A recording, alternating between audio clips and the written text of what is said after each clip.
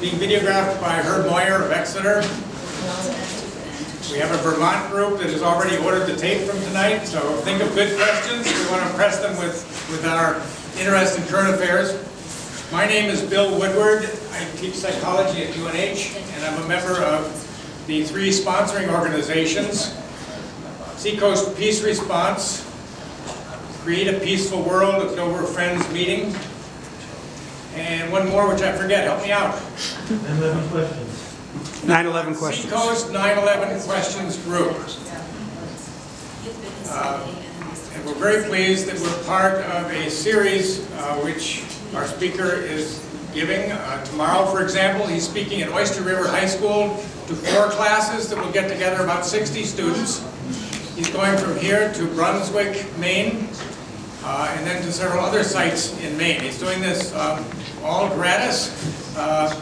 He comes from Arlington, Virginia, and I'll read you just a few highlights of his life before letting him take the stage here. Wes Fleerl of Seacoast Peace Response and Veterans for Peace wants you to know that there is a free comic book day at Rochester Comic Book Day Festival, Saturday, May 4th, 10 to 4 p.m. Okay, Wes?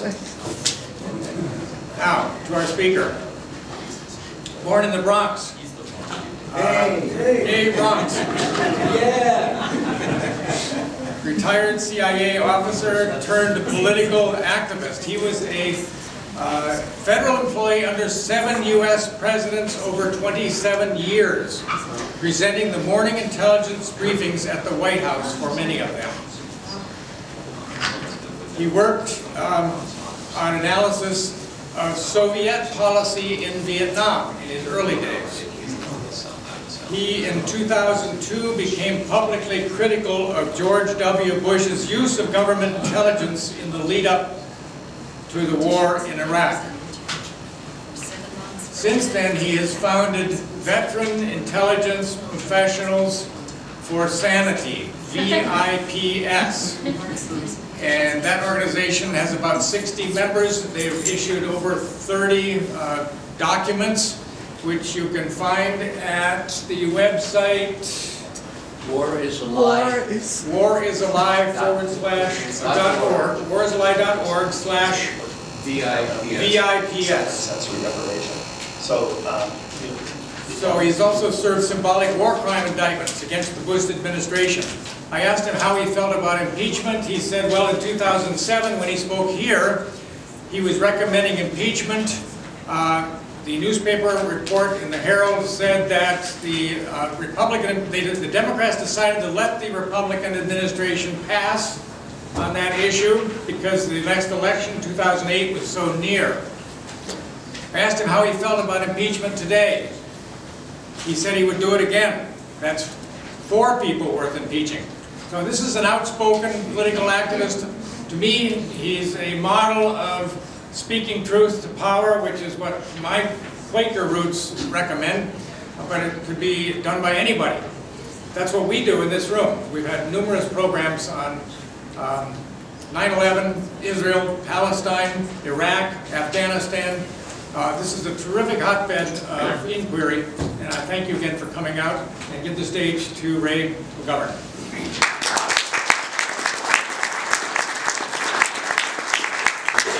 Thank you so much, especially those people who came all the way from the Bronx. And it wasn't a Bronx cheer that I got. Yeah. Impeachment. I have a problem. I was an Army officer, and I took a solemn oath to defend and protect the Constitution of the United States against all enemies, foreign and domestic. How many others in this room took that pledge? You didn't have to be Army officers. You could be working in any federal or even state. Okay, raise your hands. Okay. Well, guess what, folks? I've checked with the lawyers. I seldom do that, but on this one is important enough. That oath has no expiration date.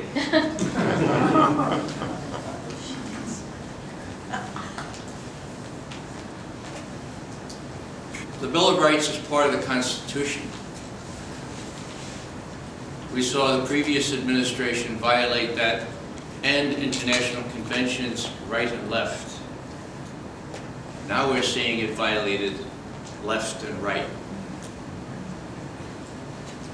We have the 800th anniversary of the Magna Carta coming up in just 2 years. Now, will we hold an inquest? Or maybe a funeral? Or will the historians say, that was a really neat idea, but it's past its time because after 9/11, finish the sentence please, everything changed. Did our oaths change? They did not change. I think the major mistake, the major really abnegation of responsibility happened when the Democrats won in 2006 in the Congress, and they had the ability to impeach a president who had started a war of aggression. And as you'll remember, Nuremberg defined war of aggression as the supreme international crime, differing from other war crimes only as much as it contains the accumulated evil of the whole. Okay, what's the accumulated evil of the whole of the unjustified, illegal, unconstitutional attack on Iraq? Anyone, shout out one of those accumulated evils. Torture. Torture, all right? More problems. Death and destruction. Death and destruction, life being killed, kidnapping, black prisons. 54 foreign countries suborned in that effort to violate all manner of international law so that we could kidnap people and take them to these black prisons or other places. 54 countries, other countries. We would make 55. So, John Conyers had held a very important, he couldn't call it hearing because he was just the ranking member, he wasn't the chairman. And he couldn't hold it in a big cavernous hearing room as usual because the Republicans wouldn't give him a room to meet in. Finally, they relented and he held a hearing in June of 2005 in the basement of the Capitol building itself. A room about one quarter the size of this room, and he had Cindy Sheehan, myself, 2 other people testify. And it was very clear from all those, and they were all Democratic representatives who came in, that there was ample grounds for impeachment, okay? Conyers was right with it, okay? And then what happened? They won the election in November. And then Nancy Pelosi said, oh, we don't want to appear divisive because then we might not win as big in November. And so Conyers, no impeachment, no impeachment. Now this is the same John Conyers that when President Nixon was truly guilty, demonstrably guilty of crimes far less, in my view, than what had happened in the last 2 administrations, John Conyers was right in the front of it. He was right in that Judiciary Committee already as a young lawyer, and he and many of the others pushed hard, and there were 2 articles of impeachment, or 3 articles of impeachment voted out of committee, and of course Nixon left. What happened to John Conyers? Cindy Sheehan and I walked into his office with about 100 other people, but we had an appointment. And we wanted to ask him, why are you not moving on impeachment? You are chair now of the Judiciary Committee in the House. That's where impeachment starts. You just said in June that all these offenses are impeachable. You've done this wonderful glossy study which lists the charges. Why are you not moving on impeachment? And he said, well, we don't have the votes. I said, have the votes? You have the votes if you give it a try. Then it came out, Nancy Pelosi told him that that's not a nice thing to do. And so Conyers, for whatever reason, didn't do it. And that's the only time I was arrested and charged and convicted of unlawful assembly or something like that. I wouldn't leave his office. I have this oath, folks. many of us have this oath. And we see people who are dissing the Constitution, they too are sworn to uphold, then one has to do extraordinary things. I went to trial and was fined and served no jail time, but I probably can't go to Canada now because I'm probably on some list. But that's what happened, okay? And that's part and parcel of what I see as the lack of cojones, lack of courage on the part of our politicians, because the premium value there was to win the election in 2006 real big, which they did, and then they decided that they just win the next one too. So that was the big thing. Conyers was willing to hold these people accountable in June of 2005. A few months later, now he bent with the wind. I didn't mean to get off on that tangent, but impeachment is really important. When you talk about grounds for impeachment, well, how about a president who looks at the Fifth Amendment this way? Anybody know what the Fifth Amendment says? Some of you are old enough to remember, you know, the conventional wisdom when I was young. He's taking the Fifth. He's pleading the Fifth. He must be a commie, right? Commie, yeah, taking the Fifth. That means he's saying, hey, the Fifth Amendment entitles me not to incriminate myself, and so I'm not going to say anything. Well, the Fifth Amendment also says, no one shall be deprived of life, liberty, and property without due process of law. Right. Okay, now what does this president say? What does John Brennan, who's now the CIA chief now, what does he say? Well, please understand, due process? It doesn't say judicial process. So we do due process right here in the White House. Thank you very much. We don't need the courts and we don't need the Congress. Now, I find it really ironic that when it comes to closing Guantanamo and that shameful, shameful episode of our history, our president says, oh, the Congress won't let me do it. Oh, they won't let me do it. And yet when it comes to killing people in Pakistan or Afghanistan or Somalia or wherever, as Yemen, oh, they don't even check with the Congress.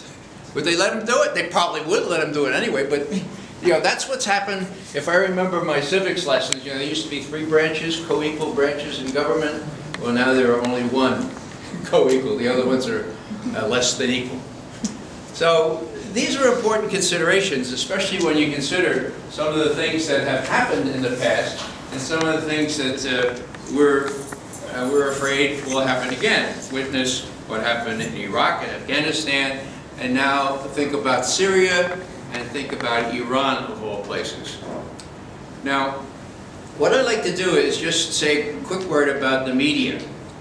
I've been going around for more than 10 years now, and it became clear to me that in the 50 years that I've been in Washington, and I celebrated that anniversary earlier, well, last month, that I've seen a lot of change, you know? You see a lot of change in 50 years, but there's one change, folks, that dwarfs all the other changes in importance. And that change is that we no longer have, in any real sense, a free media, and that is big. The Fourth Estate, some of you may not recall, and I didn't either, but it was Edmund Burke, the British statesman, back in the 19th century. Remember what he said? At that point, there were 3 estates in Parliament, okay, 2 Commons and 1 Lords. So he's standing there and he says, I'm very proud to be part of these estates, but by far more important is a 4th estate. You gentlemen up there in the press gallery, you are far more important than all 3 of us because you safeguard our democracy. You tell the people what we do here. 4th estate, okay? Now the 4th estate is moribund. It's dead, okay? That's the bad news. But there's good news. Anybody guess what I'm about to say? The internet. There's a 5th estate. A 5th estate, right? Where is it? Internet. I don't know. Yeah. All I know is it comes down into my computer. It's in the ether, I'm told. And it's not so easily controlled. And all you need to do is figure out how to access it. And you can find out what's going on in the world. And I have great hope that enough young people will teach us old people how to make just 2, whatever you call them, clicks here, and get onto Amy Goodman in the morning at 8 o'clock live and find out what's going on in the world. And you know, I don't say that just tangentially. I'm supposed to be retired now, so I can sometimes sleep in, but I never sleep past 17 minutes before 8. Because it takes 17 minutes for an Irishman to make a decent cup of coffee, and at 8 o'clock, Amy Goodman comes on live. If you got a computer, democracynow.org, you wouldn't believe the kinds of people she has on there after 10 or 15 minutes of straight news. Very often, I've told her this, very often I get calls for interviews later in the afternoon, and I appear very knowledgeable because I'm plagiarizing what I heard at 8 o'clock, you know? The best people. She's had Jeremy Scahill on 2 times in the last week. He's the author of this incredible book, Dirty Wars. So, well, how did this all happen? We were talking over dinner. When I was actually a young analyst at the CIA, Watergate happened. I had an opportunity to work down in the White House. And I was called in by my super boss and said they need somebody in the White House to help with the intelligence and that kind of thing. Would you be willing to do it? This is 1974, I think, early. So I said, well, you know, it's really appealing, but I am so out of sympathy with the Nixon White House. I would be a security risk. You don't want to ask me to go down there. And he was very understanding. So, okay, all right. And guess who they asked? A guy named Bobby Gates, who worked for me at the time. You probably know him more recently as the Secretary of Defense last time around. So he became head of the CIA and all this kind of stuff. He was very ambitious and very unprincipled. Anyhow, he took the job. But the point was that this was really atrocious stuff. It was coming out of the press by Woodward and Lothrop every day. You know, I used to read those newspapers, that newspaper, the Washington Post, which was a credible newspaper in those days, as my Irish grandmother would say, black and white. I'd read the black, and then between the lines, I'd read the white. I'd read that newspaper, black and white, okay? And I knew all about Watergate. And it was an incredible upsurge of enthusiasm to see criminals taken to task. What happened after that? Well, after that, the next major criminal activity of the administration was Iran-Contra under Ronald Reagan. Clearly illegal, and clearly knew about it.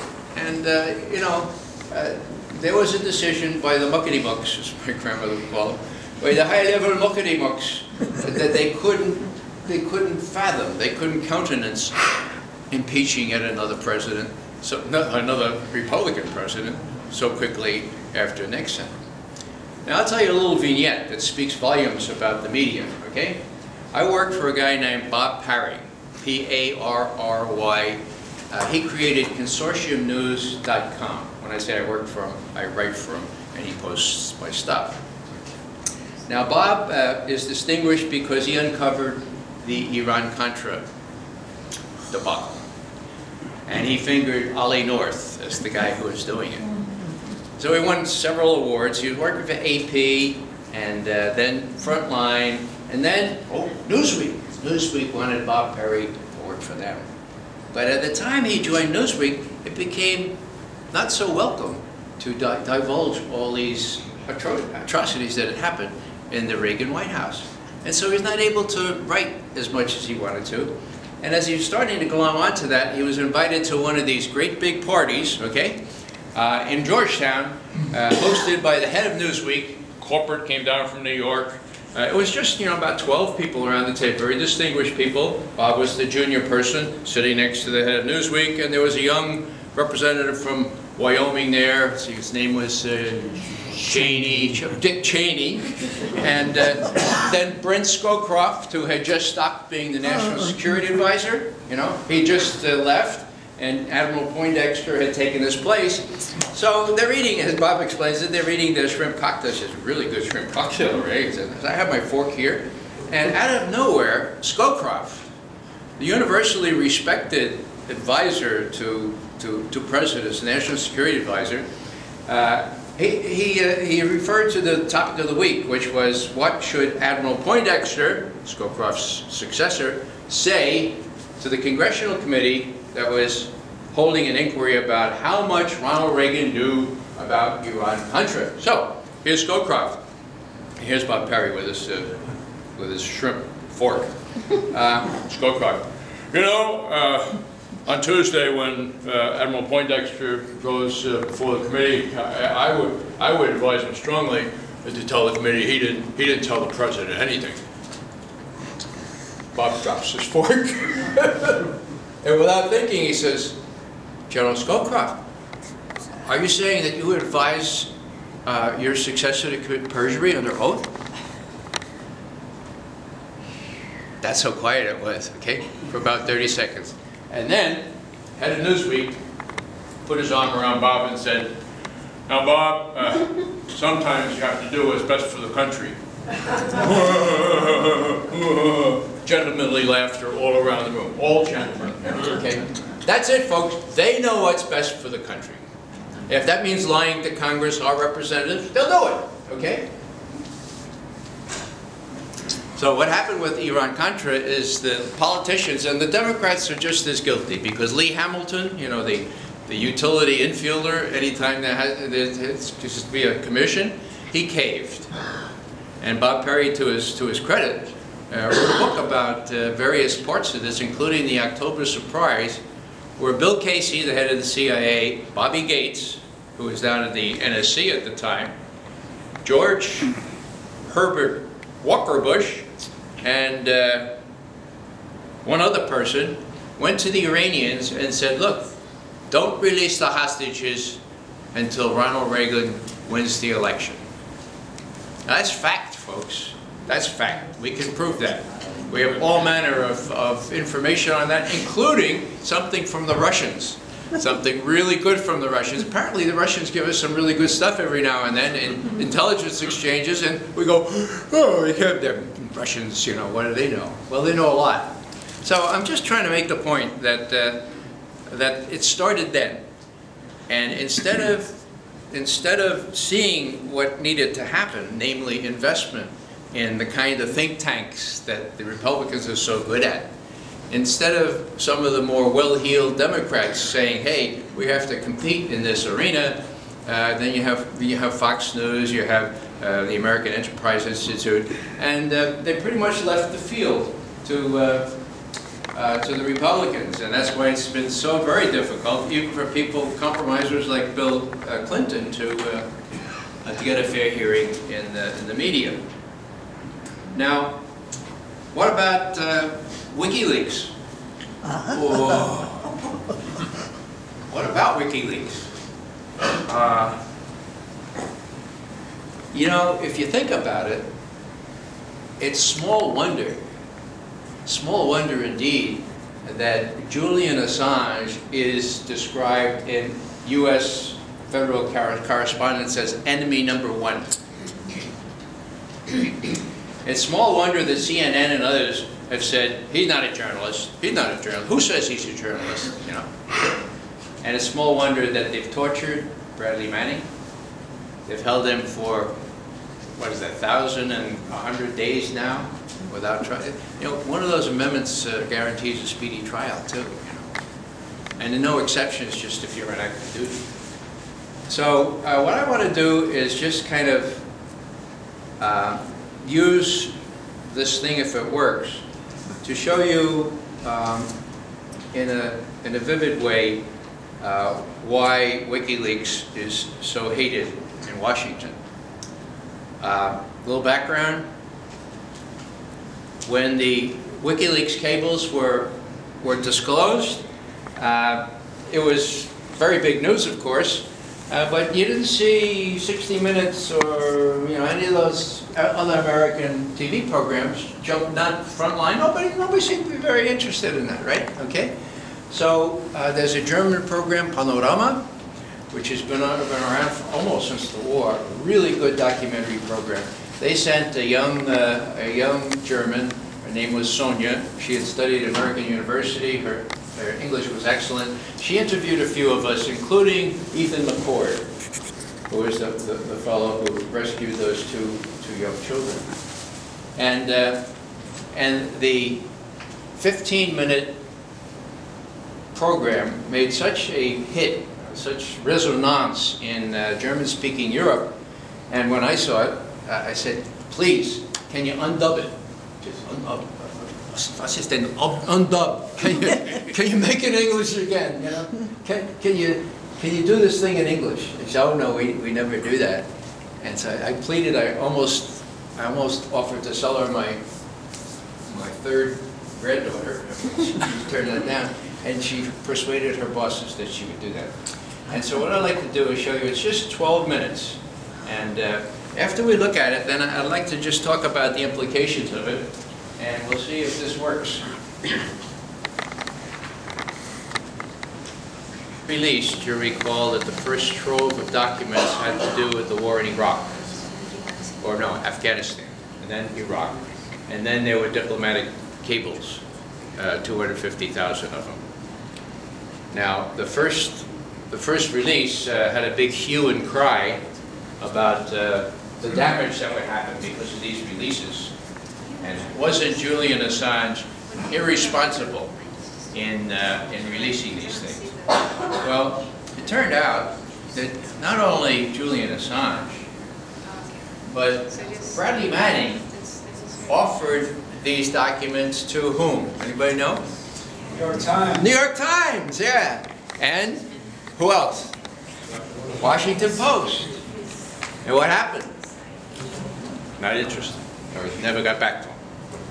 So he tried. And then what did Julian Assange do? He offered them to the New York Times and the Washington Post and the State Department and the Pentagon to sanitize them, to make them not a danger to any people, okay? And Pentagon, State Department said, we don't deal in stolen material. That's how interested they were in preventing the damage, okay?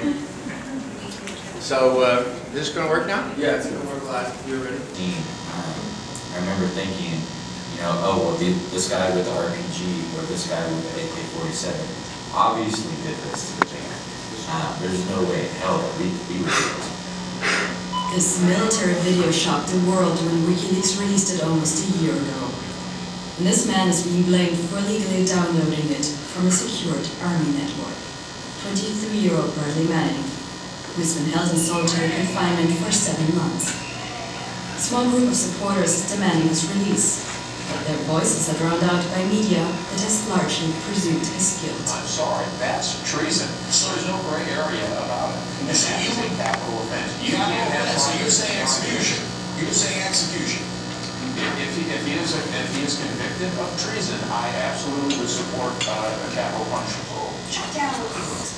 Get a presidential order to shut that down. This guy should be tried. Manning should be tried for treason. Executed for found guilty. Whoever in our government leaked that information is guilty of treason. And I think anything less than execution is too kind a penalty.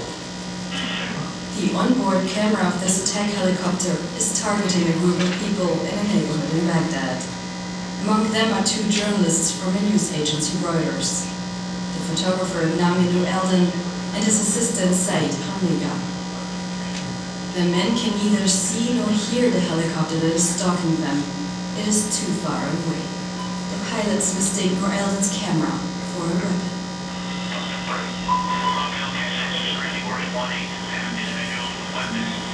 And attack them.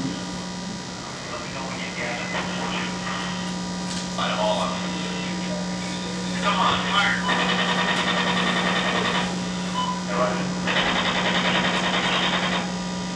Seems to resemble a video game, but what you see here is real people. The pilots are laughing, making macabre jokes.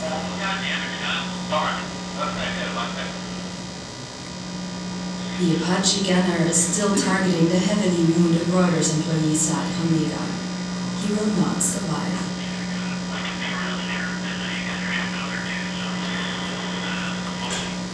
Later, the Pentagon investigates the incident and concludes that chopper pilots had done nothing wrong. The attack was part of a combat operation. It was justified because earlier American soldiers had come under fire by insurgents. The Pentagon has denied our request for an interview.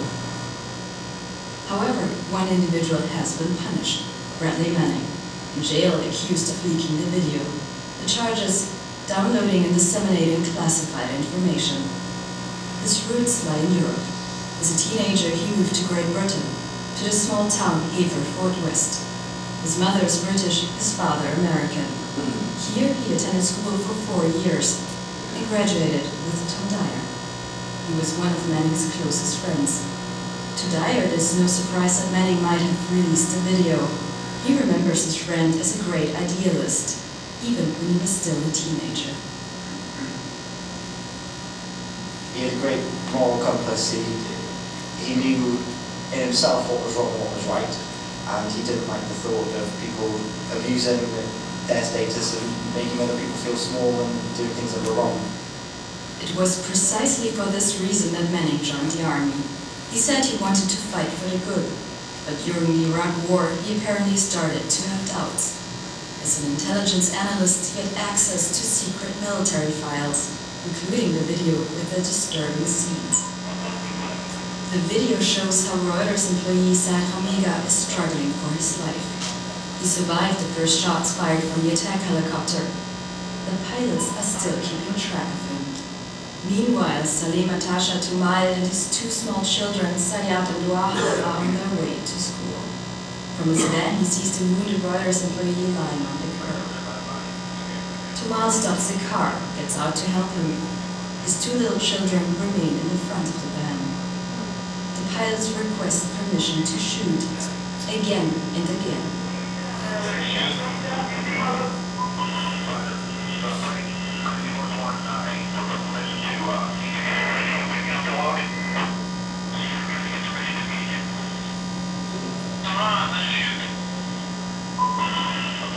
The father is unaware of all of this. He does not even notice the helicopter above him. Tumal wants to rush the wounded Reuters employee to a hospital.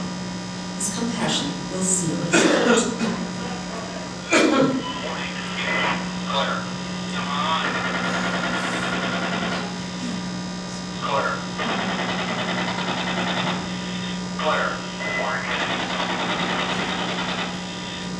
Even when the soldiers realize that they have shot children, they only hesitate for a moment, then make cynical remarks from the air.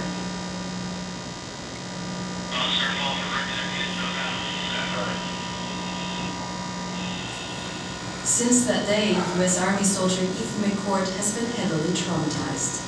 He still cannot get the images out of his head. As an Army infantryman, he was one of the first soldiers on the scene. When he arrives at the van, he hears the 5-year-old girl scream. So I grabbed the girl and I took her into the house behind the van with a medic, and we were cleaning her up. And what I did is I took my gloves off and was pulling glass out of her eyes so that she could look without cutting her eyes. Then McCord runs back to the van to check on the boy. The child is still alive but badly injured. He carries the boy back to the medics as well. As his superiors observe this, they vehemently order him to stop saving the children. Instead, he should do his job and secure the area they command. Another thing that bothered me was the fact that I was the only one to carry efficacy for the children, to try to ensure that they get medical attention. Former Army officer Ray McGovern is shocked by the actions of the pilots. He had been a CIA analyst for 27 years and an advisor to 7 presidents, including George Bush Sr. How could anyone justify shooting up that man? Shooting up the person who was crawling onto the curb? These are war crimes, pure and simple. When I learned to be a soldier, an officer in the U.S. Army, I learned that you don't shoot at civilians. You certainly don't shoot at people trying to rescue the wounded, and you don't blow up fans with a couple of children. In In the Pentagon investigation report, there is no mention of war crimes. The pilots had reacted adequately. Here's the government saying that we did no wrong, but yet they lied. They covered up the story. They covered up everything. And then all of a sudden being like, okay, well, Bradley Manning, who released this video, he's the wrongdoer in this whole situation. It's kind of like, well, we have to have a guinea pig, a fall guy. Meanwhile, Bradley Manning is isolated.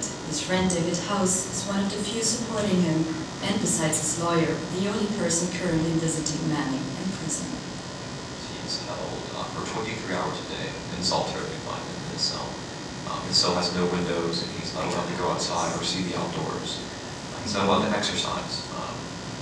The 1 hour a day he is allowed to get out of the cell. He's allowed to walk in chains in an empty room for an hour. And that was what the military calls exercise in this case. Conditions that resemble torture. For 7 months, Bradley Manning has been kept in the maximum security ward of the military prison in Contra, still without trial. The Pentagon regards prison conditions as perfectly fine, and conservative military experts also think they are appropriate. First of all, you have to define solitary confinement, which is a very broad and open-ended term as to what that means. Does it mean sensory deprivation, which some people consider torture? I don't think he's suffering sensory deprivation. So, as long as somebody's allowed to have 4 hours and continue to sleep, the body will function just fine. The United Nations, however, has a different view. The UN has picked up the case and is examining the accusations of torture. Because solitary confinement has been shown to produce the kind of severe mental and psychological harm that is associated with the definition of torture, or if less severe, still associated with cruel, inhuman, and degrading treatment or punishment. That doesn't mean that your personal comfort and interest come ahead of the U.S. government. Somebody's being accused of a crime and they're being detained under the conditions which are appropriate for them. That's the way every legal judicial system in the entire Western world works. Prison without trial for Bradley Manning, freedom for the Apache pilots. Former U.S. soldier Ethan McCourt finds this incomprehensible. He's pleased the video has been leaked so that the public can form its own opinion. I think that Bradley Manning is a hero. I believe that this is a human being who is compassionate, who saw illegal activities being taking place on a video. Granted, it was a couple years later, but still wanted the world to see that these actions are intolerable. And, yeah, he's a hero for showing it. He's a hero for releasing it, if he released it. My view of Bradley Manning is that he's a very courageous young man who, with 22 years, did what I didn't have the guts to do during the Vietnam War. For 7 years, Ethan McCourt had fought proudly for his country. Today, he feels ashamed. I didn't pull the triggers that day. I didn't shoot people. I didn't shoot those people on the ground. But me being a part of the system that was doing that to the people of Iraq is disgusting. It hurts. I was, after that day, it was really hard for me to justify being in Iraq and being a soldier. I would never be a soldier. For the American government, it's too dirty. Pick up. I'd suggest that we have a whole minute of quiet where you can process to the degree one can process things like this in 1 minute. Or just be in the quiet, and we'll start again in 1 minute.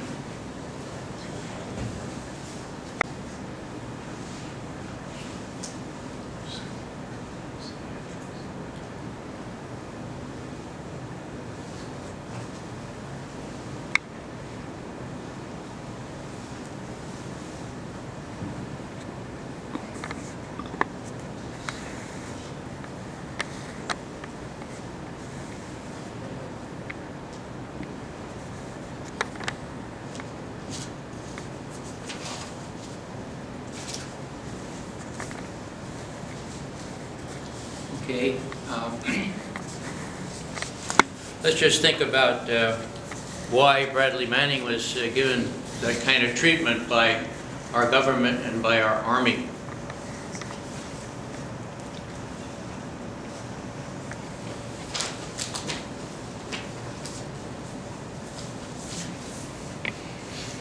They want to make them an object lesson of what happens to somebody who reveals these kinds of secrets. All manner of intelligence has come out of the Wikileaks cables. And the mainstream press, what I call the fawning corporate media, hasn't really touched beneath the surface.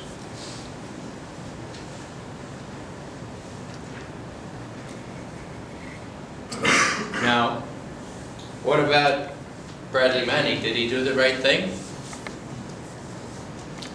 What kind of restriction did he violate?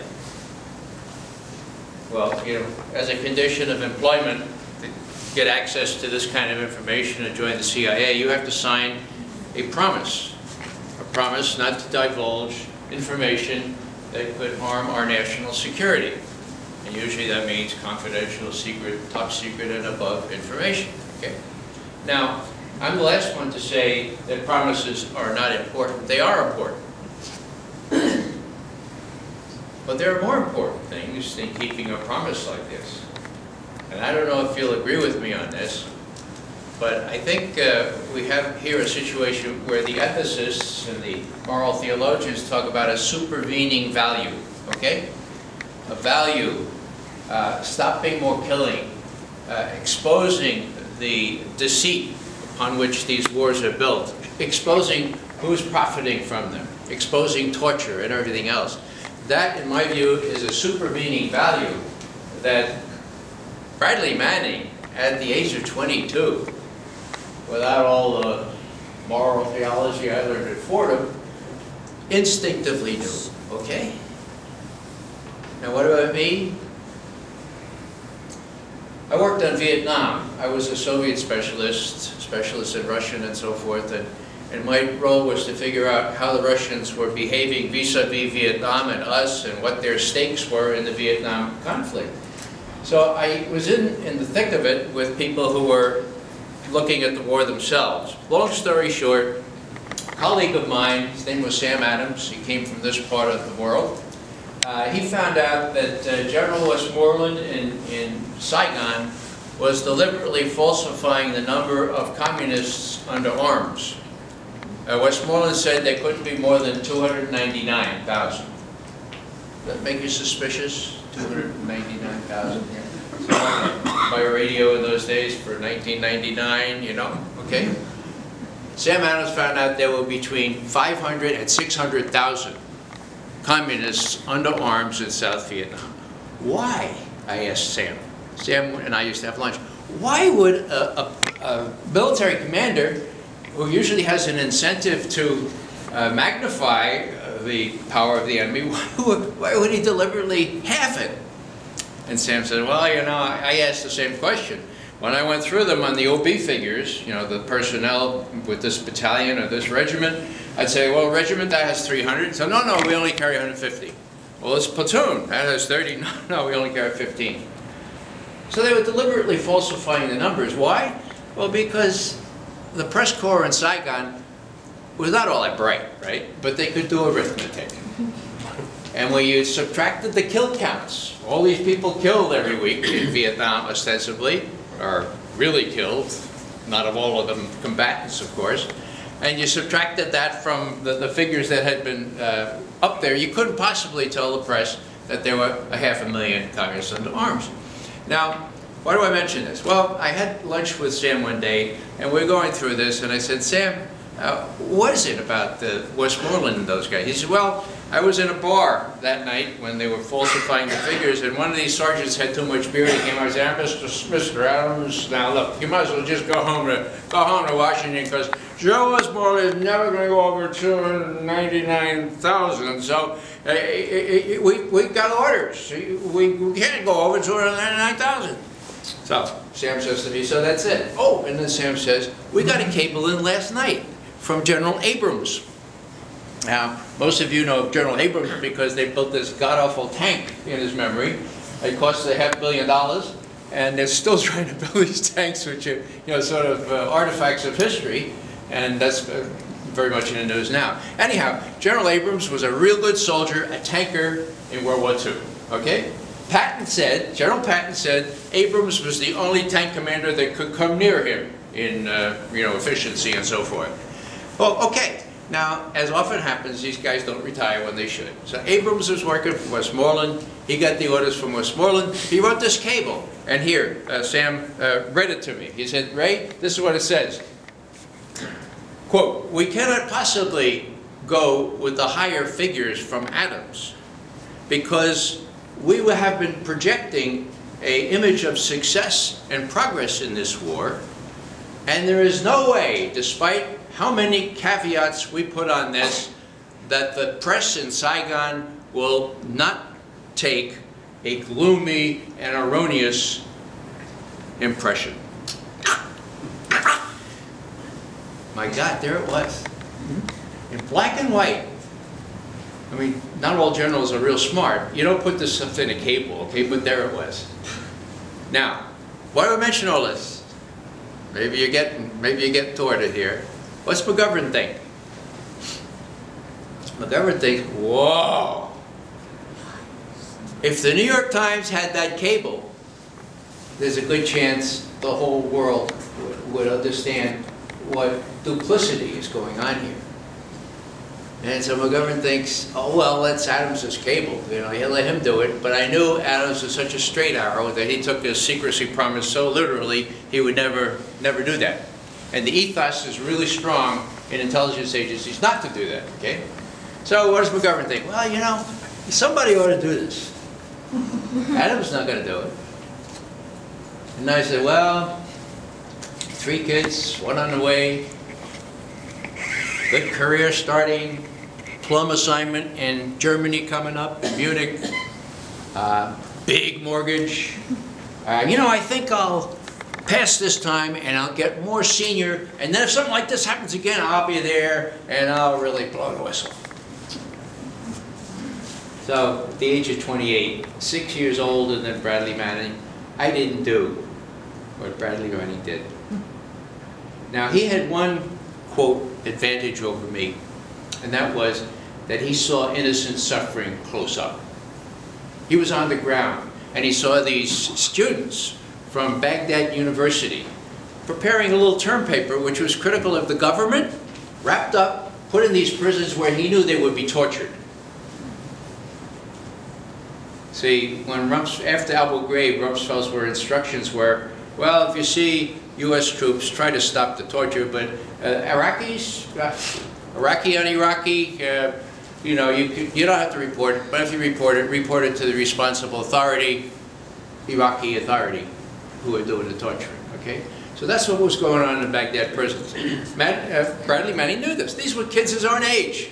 And he went to his commanders and he said, look, do you know what's happening? We got to stop this. They said, now go home, shut up, keep your mouth shut, go home, finish your tour. So, crisis of conscience here. Then, Bradley Manning sees this. And he says, my God, somebody's got to reveal to the American people so that they can have sensible discussions about what's going on here. And he rises to the occasion, okay? Now, when I make the point about personal experience with innocent suffering, I've become more and more aware that that's the catalyst. That's the catalyst for reflection and then hopefully action. And most of us don't have that. And nobody in the White House does except maybe Chuck Hagel, okay? And that's big. That's really big. Dan Ellsberg, before he revealed the Pentagon Papers, he went out to Vietnam where he had served as a Marine. He sloshed through the jungle there and so forth with the current Marines, and he saw people that he knew, Vietnamese, who had been wounded beyond repair, who had been killed. He had a direct personal experience with innocent suffering. I'll tell you a little story that brought it home to me. I used to get on Lehrer, okay? I was on there 3 times. The last time about 5 years ago. And this particular time, my wife knew I was going to be on this, so she called Kathleen, my daughter out there in Oakland, to say, "Hey, Kathleen, you're behind us. If you watch Lara tonight, Dad's going to be on there." So she and little Claire, 4 years old, watched me. And after it was all over, turned off the TV, Claire runs up to Kathleen and says, "Mommy, Mommy, that was Grandpa." And Kathleen says, "Yeah." She said, "Well, Mommy, that means the other people are real too."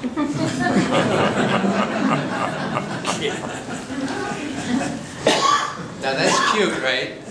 But think of what that means, folks. Think of what it means. If you don't know someone in the picture, the other people aren't real too. The people in Guantanamo, we don't have any pictures. The people in Afghanistan, Pakistan, Somalia, not real too. This is the kind of thing that goes on and that we have to stop. Brutalization. You know, who was brutalized by that video? Everybody, right. So it wasn't just the Iraqis who were indiscriminately slaughtered. It wasn't just the 2 Reuters correspondents who the U.S. government never told what happened.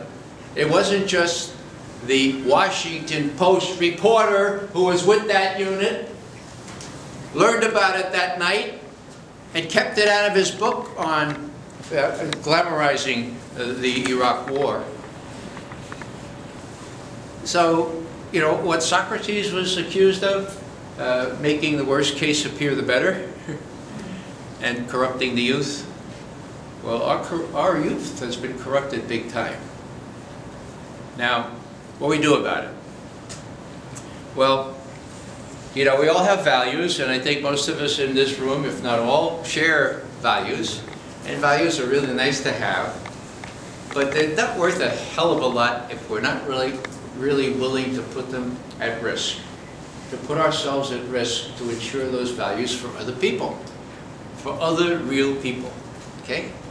Rabbi Heschel, who's one of my favorite prophets, he said, you know, we're not all guilty, but we all are responsible. Oh, what does that mean? I was talking to the folks in Dallas a week ago when we were doing the Bush library routine. And since my boss, Bob Perry, had already laid out all the lies that Bush told, I was free to introduce the notion that, you know, we have to hold people accountable. That's what has to happen here. The torturers, the people who ordered the torturers, the ones that began the aggressive war, and who else? Us. Us. People. Because what Rabbi Heschel says is not everybody is guilty, but we're all responsible. And so, how do we introduce our own values? How do we put them at risk in reaching out, in willing to suffer, really, with others? That's the meaning of the word compassion, as most of you know, to suffer with, okay? Well, I've heard a lot about what you guys are already doing, and it's really good. Civil disobedience, well, you know, I'm of a mind that it's come to that Martin Luther King Jr. was clear and right in saying there is such a thing as too late. There is such a thing as too late. And it starts, of course, with spreading the truth around.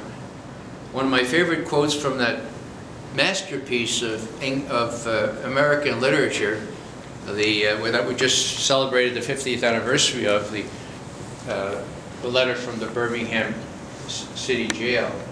He talks about exposure, okay? And he says, like a boil that can never be cured unless it is broken, with all its pus-flowing ugliness, and exposed to the natural medicines of air and light, so too injustice must be exposed with all the friction and tension that its exposure creates to the light of human conscience and the air of national opinion before it can be cured. That's the first step. And with the moribund nature of the Fourth Estate, we've got our work cut out for us. But we've got young people who know how to tell us how to do this web stuff, and we can get information, and then we have to spread it around with our friends. And I guess my experience has been that you never know when you're going to be in a position to make a difference, okay? And we're not going to, I've given up the idea that I'm going to change the world, you know? My wife, when she says, all right, Ray, good luck changing the world today, and I know she's kidding. I know in a deep way that, you know, it really is kind of, it's sort of like, you know what, you don't know about Attila the Hun, right? What his wife used to say from the balcony when it went off to war. I see some people know that. You know what she used to say? Hurry back, Hun!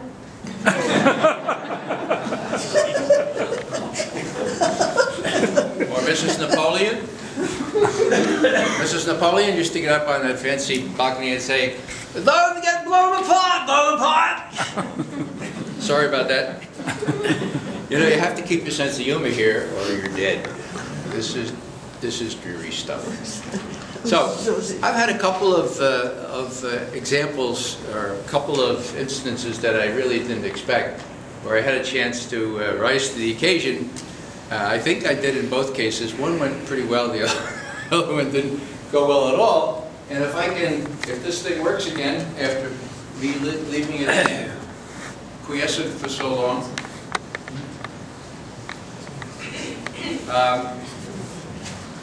how many of you, I'm worried about the computers, whether I have to start it again. Thanks. Here's the scene. I'm going down to Atlanta, Georgia to receive an award from the American Civil Liberties Union. It's May 4th, 2006. And I'm feeling really good about that because the winner the previous year was Coretta Scott King, you know. I said, wow, you know. So 2 days before I'm leaving, I hear from a friend, hey, did you know Rumsfeld's going to be down there the same day? Did you know that? I said, no. Is he? Yeah, he's speaking at this this really white, right-wing, defense-related male think tank. One of these safe places to talk. But you want us to get you a ticket? I said, yeah, give me a ticket. Well, we looked on the website. Oh, we couldn't find any way to get a ticket. But then, and this I've had to do many times, then you need to find courageous women. Women from The World Can't Wait. Women from Code Pink. Women who not only know what's up, but can figure out ways to do things. Suffice it to say, they got me a ticket. They said, Ray, it's going to cost you $75. I said, $75 to your Rumsfeld? He said, okay, we'll pay for it. World Can't Wait, we'll pay for it. So I get there an hour early, right? And there's hardly anybody there except there are two microphones, one on each aisle. And I see one guy sitting there, he was the designated first questioner, okay? So I sit right next to him. And I had an hour to prepare my own speech for the evening in which I was going to focus on some of these things. So let's see if we can, all I need to do is get on the web now. See if I can get this here.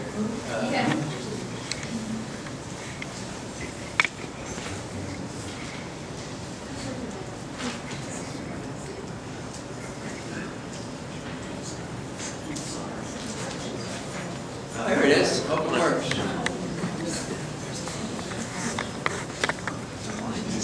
This is the rendition. All we need is volume now. History. There has been comparative apathy in places that have been past venues for public protest. One answer that the administration has been outstanding in cherry-picking not just intelligence, but also the makeup of the crowds that greet or interact with its key players. Our fifth story in the countdown, that latter component, the governmental equivalent of the cone of silence of the old TV series Get Smart, this afternoon broke down again, the second time in 6 days. First, the president's lambasting by Stephen Colbert at the White House Correspondents' Dinner, and now, today's vivisection of Defense Secretary Rumsfeld, with only Rumsfeld's own words as weapons at a speech in Atlanta. One of several interchanges with critics, in this case a former CIA analyst, lasting 4 minutes. Here it is in its entirety with fact checks. I'm Ray McGovern, a 27-year veteran of the Central Intelligence Agency and co-founder of Veteran Intelligence Professionals for Sanity. I would like to compliment you on your observation that lies are fundamentally destructive of the trust that government needs to govern. A colleague of mine, Paul Pillar, who is the top agency analyst on the Middle East and on counterterrorism, accused you and your colleagues of an organized campaign of manipulation, quote, I suppose by some definition, that we call a lie. Atlanta, September 27, 2002, Donald Rumsfeld said, and I quote, there is bulletproof evidence of links between Al-Qaeda and the government of President Saddam Hussein. Was that a lie, Mr. Rumsfeld, or was that manufactured somewhere else? Because all of my CIA colleagues disputed that, and so did the 9/11 Commission. And so I would like to ask you to be upfront with the American people. Why did you lie to get us into a war that was not necessary and that has caused these kinds of casualties? Why? Well, first of all, I haven't lied. I did not lie then.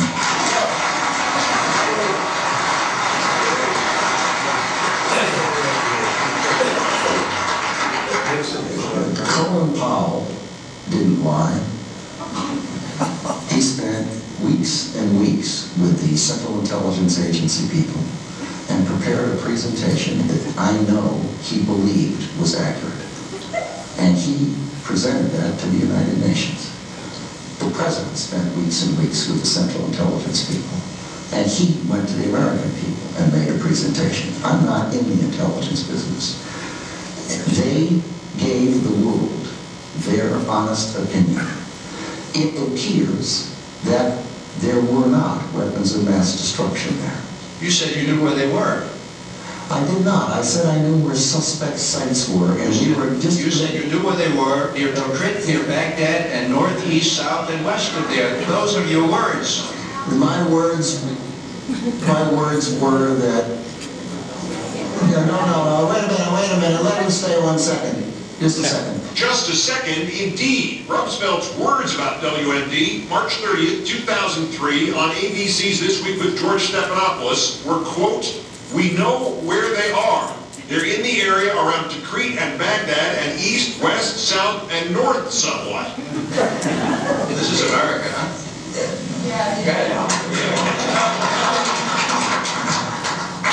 You're getting plenty of play, sir.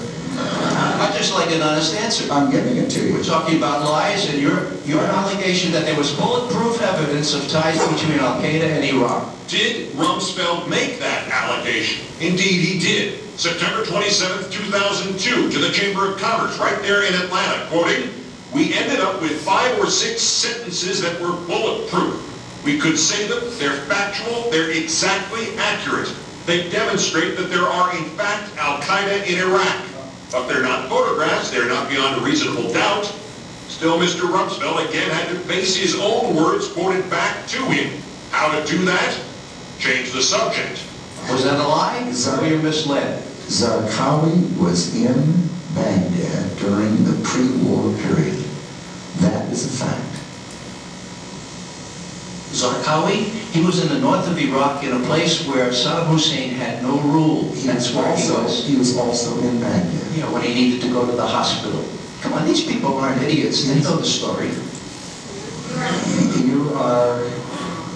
Let me give you an example. It's easy for you to make a charge, but why do you think that the men and women in uniform, every day when they came out of Kuwait and went into Iraq, put on chemical weapon protective suits? Because they liked the style. They honestly believed that there were chemical weapons. Saddam Hussein had used chemical weapons on his own people previously. He'd used them on his neighbor, the Iranians, and they believed he had those weapons. We believed he had those weapons. That's what we call a non sequitur. It doesn't matter what the troops believe. It matters what you believe. I think, Mr. Secretary, the debate is over. We have other questions. And courtesy to the audience. In the aftermath of that, let's take the political temperature with Newsweek's White House correspondent Richard. We can turn. See the guy with the black hat? Rumsfeld looks like he's really confused there. It's not that he was, you know, befuddled. It was that he was trying to figure out, should I let this guy with the black hat remove McGovern before C-SPAN, CNN, all the others? He had his elbow in my solar plexus and was moving me away from the microphone. That's when I shouted, "So this is America," okay? Now, the other teaching point here is that as I was leaving the auditorium, I get this call on my cell phone. Hello? Oh, Mr. McGovern? Yes? This is Anderson Cooper. You're making quite a stir down here in Atlanta, and I'd like to have you on my program. But first, I'd like to ask you a question. Sure.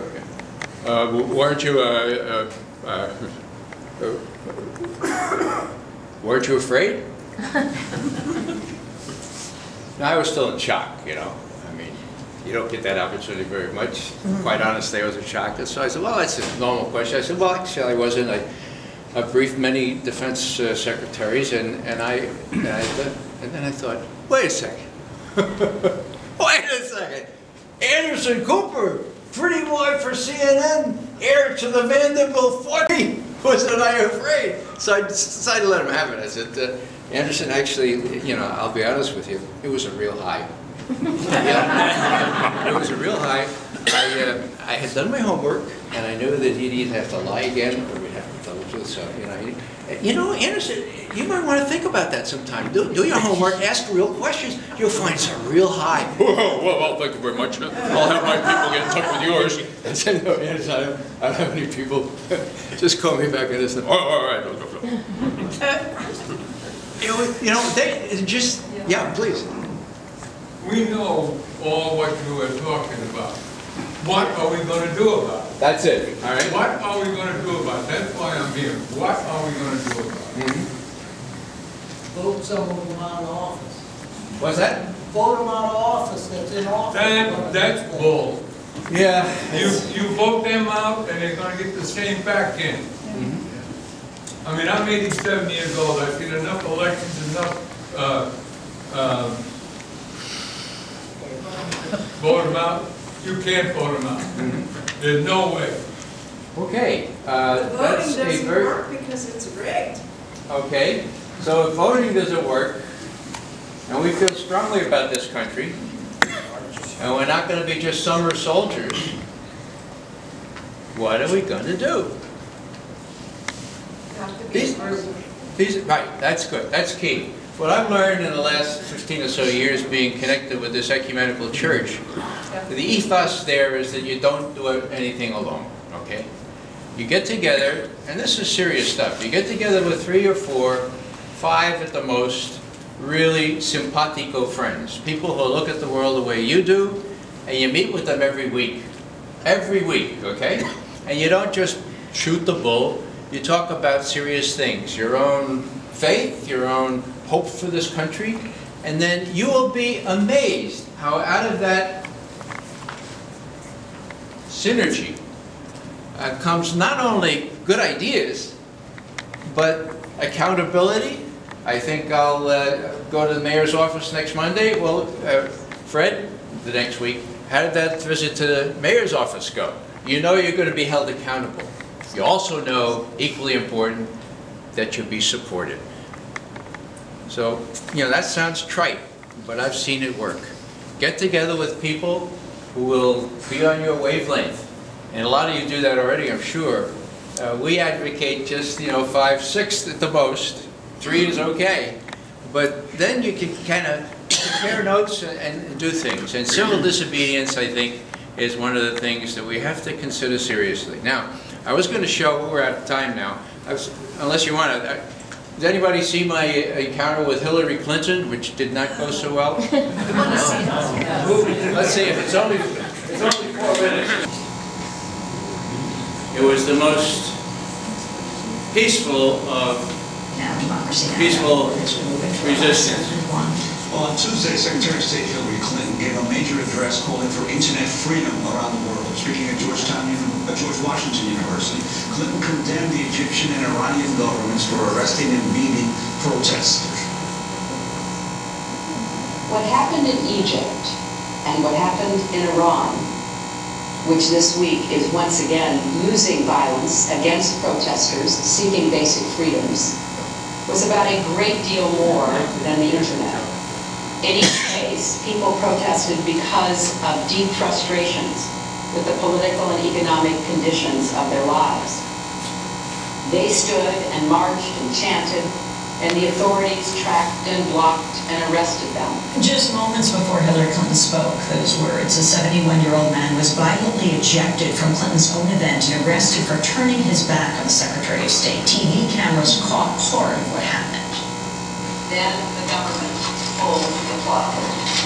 Cell phone service was cut off, TV satellite signals were jammed, and internet access was blocked for nearly the entire country. So this is America. The government This is America. Who are you? Communicate with each other, and it did not want the press to communicate with the public. The voice you heard screaming was that of Ray McGovern as he was dragged away by security guards who left him bruised and bloody. He was then arrested. McGovern is a former Army intelligence officer and a 27-year veteran of the CIA. He was one of the CIA's daily briefers for President George H.W. Bush. He has since become a vocal critic of U.S. foreign policy. Ray McGovern joins us now in Washington, D.C. Ray, you were seriously hurt. Tell us what happened. Well, I was pounced upon. I was blindsided, really. I was looking straight to the back, minding my own business, the only offense being standing up when everyone else was sitting down. And without any warning, I was pounced upon by, and what I call large manhandled, by a fellow that looked like an NFL football player in plain dress. I don't know who he was. That's why you hear me screaming, "Who are you? Who are you?" I never did get the answer to that. So it was really quite abrupt, quite violent, and the supreme irony, of course, is, and it sounds like something right out of Franz Kafka. 4 paragraphs later, Hillary Clinton is saying what you just quoted her as saying. You know, one has to keep one sense of humor in all this, especially when one bears these kinds of bruises, and I can't show you the ones down below. I was listening on the way in. I tuned in a little late to your show, and when I heard Hillary Clinton say that little clip, "We strongly oppose the use of violence," this is yesterday, "we have deep concern over the actions of security forces." And I'm saying, yes! Oh, she's going to apologize like my Veterans for Peace colleagues has asked her to do. But then I realized she's talking about Bahrain, straight out of Kafka. So you were seriously hurt. What parts of your body, what did they do to you? Well, they put 2 sets of handcuffs on me, very roughly. They were the iron or the steel handcuffs. They dug into my wrist. You can see some of the stuff right here. And they put it behind my back, of course, and I started bleeding profusely over my pants. We have the pants, they're full of blood. When somebody said, "Is that his blood?" One of the cops said, "No, I pricked my finger." Right. See the pants, it's suffused with blood. They threw me, well, they didn't throw me, they placed me in a patrol car. I'm trying not to exaggerate here. I was taken up to one of the police headquarters in D.C., mugshotted, fingerprinted to a fare-thee-well, and put in a little cell of the size that Bradley Manning now occupies in Quantico. Kept there for 3.5 hours. Why were you there? Why were you standing up? I was standing up in silent witness to the fact that Hillary Clinton is responsible, partly responsible, for countless thousands of Iraqis, Americans, Afghans, and God help us, Iranians, I hope not. And she should not get the idea that everybody's going to sit down and applaud politely when there are so many of us that are usually excluded from these sessions who are feeling very, very, very sad and very angry at the foreign policy of our government. Very seldom do you have a chance to express that. I thought that I expressed that in the most nonviolent way by simply standing quietly with my back to her with a T-shirt that said Veterans for Peace. Well, Ray McGovern, I want to thank you for being with us, former top briefer of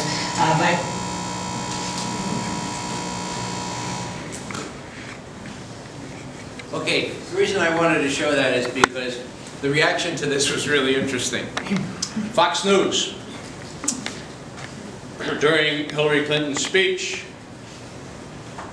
an elderly gentleman, oh, that really hurt. That was the worst part of the whole thing. An elderly gentleman was thought to have a placard concealed under his seat and was thought to be about to wave it in front of the Secretary of State, or it was thought that he might shout out something, and so he was escorted out of the auditorium. I've been escorted a lot of places, but never like this before, okay?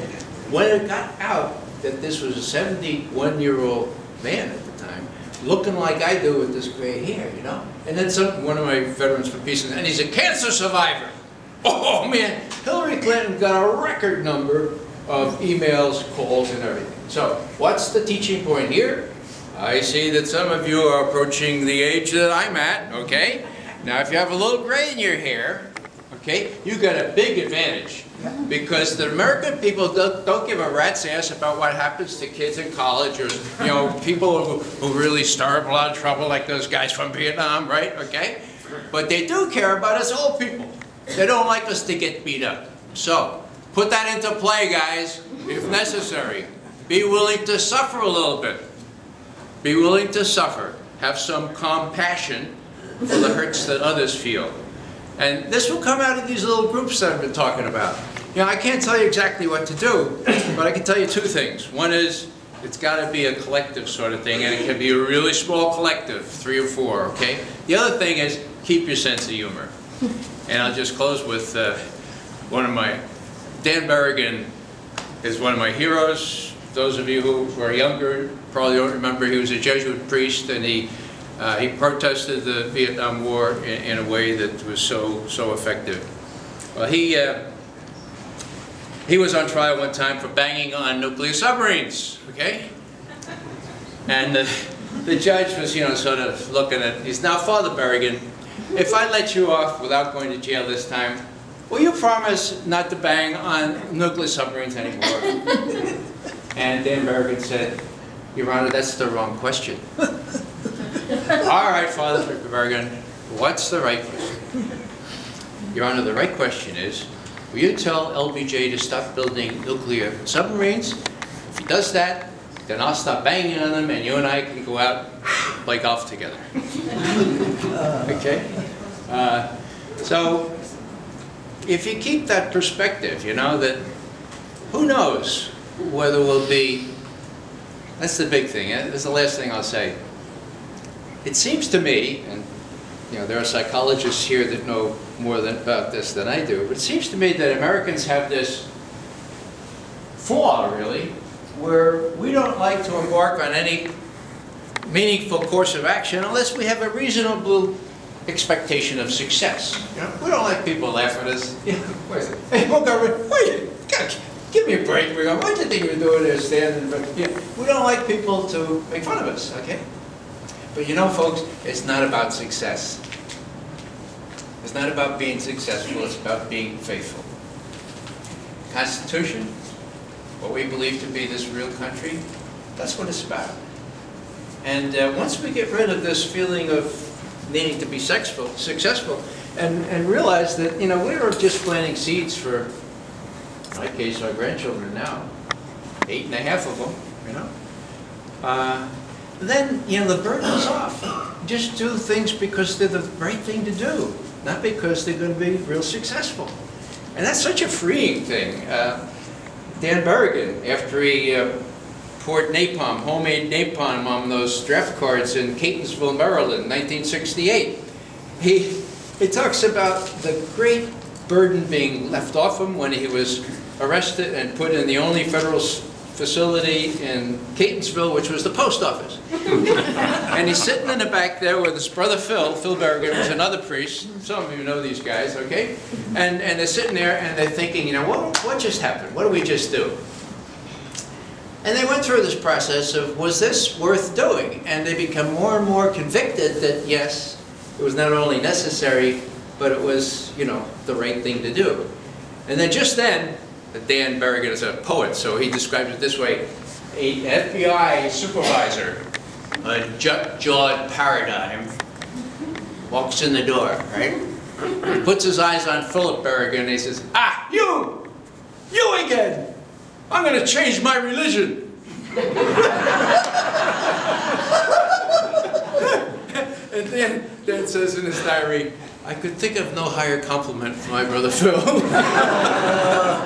So I'll stop there. I've used up too much time here, but let's have a little dialogue or question.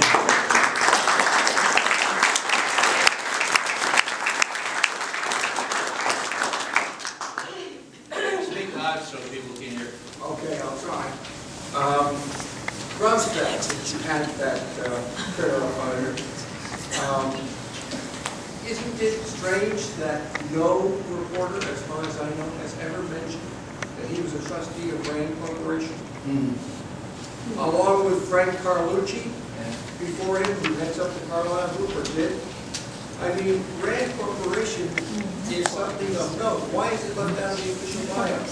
Well, you have the mainstream media. You know, you can find that out if you want, but they don't stress these potentially embarrassing things, so it's not a surprise. But here's the problem. These people have a hand in our defense operations throughout the entire nation. That's true. Thank you. Yes, please. I'd like to put a plug-in link for June 1st, Fort Meade, Maryland. Bradley Manning, whom I think deserves a Nobel Peace Prize, as opposed to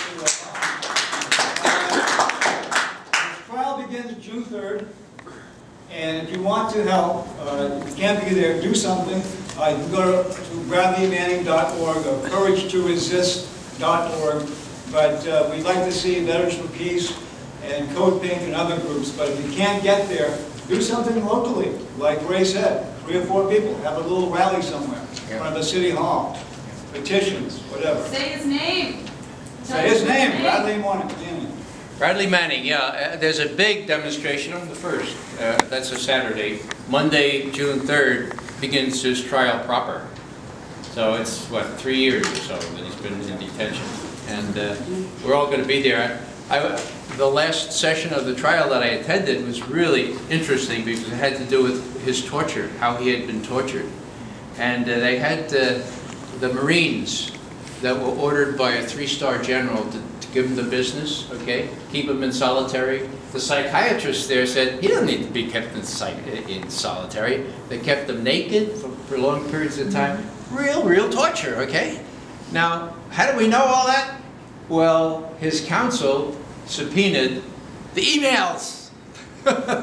Yeah, emails can destroy lots of people. Well, the emails in this case were read in court, and it was very clear that the came down from the top of the Pentagon through this 3-star general, Marine general, saying, "Okay, you Marines, you do this to this guy." And it was a lot to do with these protests, and that documentary that I showed you, that he was given to Fort Leavenworth for more sensible conditions. Please. What's his situation like right now? What's what? Like, has his situation changed? Like, is he still in solitary? I have to confess, I'm hard of hearing. I said, is his situation still the same? Is he still in solitary? No, he's at Fort Leavenworth now, except when he comes to Fort Meade, and he's in with other prisoners, and he's being treated much more humanely. The UN rapporteur for torture, Mendez is his name, an Argentinian who was tortured during those bad days in Argentina. So he knows what it's like. He said that the conditions under which Bradley Manning was kept are tantamount to torture. They are surely cruel, inhuman, and degrading treatment. And those are the 3 adjectives used in the UN Convention Against Torture, which Ronald Reagan pushed, and which George H.W. Bush signed into law in 1996. So, you know, I guess my bottom line on a lot of this is that there's not much respect for the law anymore. As far as I can see, the lawyers are out to lunch. Where is the ABA on this? The AMA has said that force-feeding these 100 guys in Guantanamo is torture, okay? Well, all right, finally we get some doctors speaking out. Portions of the psychiatrists of America, the ones that are for social responsibility have really criticized the managers of the American Psychological Association for condoning the participation of psychologists in the torture itself, playing the role of preventing the torture from going too far, so that, you know, give me a break. What about the Hippocratic Oath? So, yeah, it's really pretty bad. The law is being discarded. There are a couple of good people around, and what we need to do is what our cowardly president admits that he's not going to lead. You all heard him. He said, you know, no one's going to lead unless the people come up and make them do it. You know? What did he do yesterday? What did he say about Guantanamo? Oh, those Congress people, they're so unreasonable and they won't let me do it. Well, they can. He can do it. There are all manner of things he can do. By a stroke of the pen, he can let half of those guys go like that. And then he can rescind his restriction on sending the others to Kuwait, or not Kuwait, but to Yemen. And, you know, there are a lot of things he can do. So we have to take him at his word. And his word, as I read it, is, oh, gosh, well, my leadership is, if you get enough people to make me do it, well, then I'll do it. But right now, Congress is really, really bad, and I don't know what to do. We got to make them do it. And I don't know how we do that. You know, I was thinking maybe we'd have a breakthrough in medical science, and there'd be a backbone implant developed, or we'd stick it in there in George Washington Hospital. But he lacks that. And he pretty much knows that. I mean, God, look at him yesterday saying all that stuff, when we know that he can do more. So, you know, I have to confess, I'm a Bronx Irish Catholic, right? That means that membership in the Democratic Party and the Union was conferred at baptism, okay? And, you know, I couldn't think of voting for the McCain or this other guy with Romney. But, my God, you know, is he going to take us for granted? Is he going to say, well, you know, I'm a liberal, sort of, and so are these? I mean, we got to hold his feet to the fire. I just really feel strongly about that. I am really just so disappointed. No. Yeah, please. Can you speak a little bit about your the challenge you faced in sort of maintaining your code as a CIA employee and what you can reveal? I mean, what of that have you not been able to reveal? Yeah. Or, you know. Okay, now that's a really good question. Sometimes I spend a lot of time on it, but be really quick. There were two CIA, two. One was the one that Truman intended to give him objective analysis on what's going on in different countries without fear or favor, without being under the Pentagon. You know, it said the Russians were all 12 feet tall. Without being under the State Department, they were almost defending their policy. He wanted to be able to get on a phone and say, hey, Mr. Director, you out there in Langley, Virginia, I want you and your 3 best experts on Vietnam in my office, 2 o'clock this afternoon. I have to make some decisions, and I want, bring the best of them. I know you got 2 universities worth of guys out there. Bring the 3 best, and we're going to discuss this. Now, Truman wanted to be able to depend on getting the straight, unvarnished facts. And you know what? For almost the whole 29 years, not 27 years that I worked there, I was able to do that. I knocked a lot of 4-star generals' noses out of joint, okay? And I was protected. I had career protection because when they started beating up on my bosses, the bosses would say, we think McGovern is right, otherwise we wouldn't have let him tell the president that, okay? Now, that's the analysis part. What happened? What about these guys who torture people? What about these guys who run black prisons or overthrow governments or run these damn drone things and kill people? Only combatants, of course, you know? Well, that's an accident of history, folks. Truman said he never intended to have this kind of thing in his CIA. It was the OSS.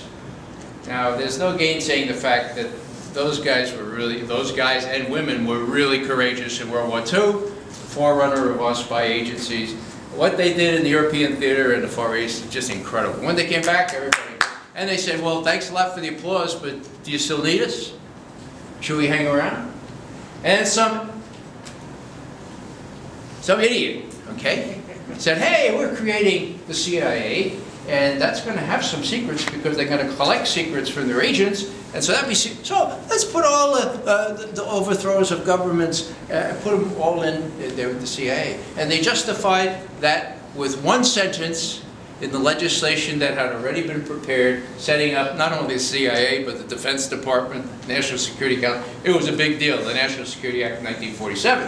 And it says, this one sentence, the Director of Central Intelligence shall perform such other functions and duties related to intelligence as the President shall from time to time direct.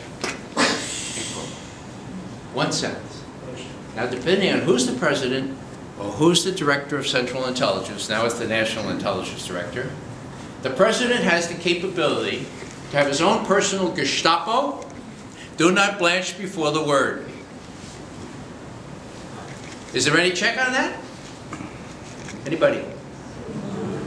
Well, just means secret state police, don't we have that? And you know about that, yeah. But there's supposed to be a little check, and it's called the Congressional Committees. After the family jewels, the drugs and the assassinations and all that stuff were revealed from the 50s to the 60s before the Church Committee in '75, they set up congressional committees to oversee intelligence, okay? Right. Well, they did it. Sometimes they functioned pretty well, but after 9/11, remember what we said, after 9/11, everything changed. And instead of oversee committees, now they're the overlooked committees. I kid you not. Lindsey Graham had the temerity to say, 7 months ago now, this, quote, who wants to be in the position, whether he's a senator or a representative, to be holding a hearing on whether the U.S. is doing enough against the terrorists in this world? I'll tell you why nobody's do that. Because they don't want to do that, and that's why the congressional committees are AWOL, end quote. For those younger, please somebody say what AWOL is. Absent without leave. Absent without leave.